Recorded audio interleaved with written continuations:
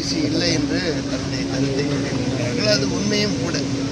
பிறந்ததற்கு பிறகு பல ஆண்டு காலம் பிறகுதான் அவர் ஓபிசி பட்டியலிலே அவருடைய இனத்தை சேர்த்திருந்தார். 1999ஆம் ஆண்டு பிறகுதான் அவர் ஓபிசியாக மாறுகிறார். ஆனால் அவர் பிறப்பாலே ஓபிசி என்று தன்னை கூறிக்கொள்கிறார். அது தவறு என்பதுதான் ராகுல் காந்தியுடைய நிலைப்பாடு. இது மட்டுமல்ல, மக்களுடைய எண்ணப்பாடும் அதுதான். தன்னை உயர்ந்த ஜாதியில் இருக்கக்கூடிய தன்னை வேண்டுமென்றே ஓபிசியிலே மாற்றிக் கொண்டிருக்கிறார் என்பதுதான் எல்லோருக்கும் தெரிந்த உண்மை என்று சொல்லலாம்.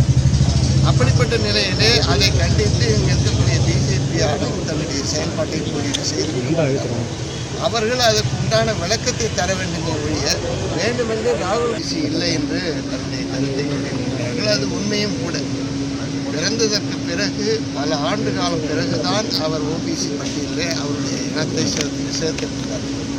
1999ஆம் ஆண்டு பிறகுதான் அவர் ஓபிசியாக மாறுகிறார்.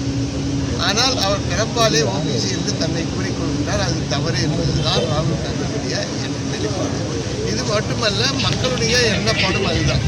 தன்னை உயர்ந்த ஜாதியில் இருக்கக்கூடிய தன்னை வேண்டுமென்றே ஓபிசியிலே மாற்றிக் கொண்டிருக்கிறார் என்பதுதான் எல்லோருக்கும் தெரிந்த உண்மை என்று சொல்லலாம். அப்படிப்பட்ட நிலையிலே அதை கண்டித்து இங்கே இருக்கக்கூடிய பிஜேபி ஆளும் தன்னுடைய செயல்பாட்டை செய்து அவர்கள் அதற்கு உண்டான விளக்கத்தை தர வேண்டும் ஒழிய வேண்டுமென்று ராகுல்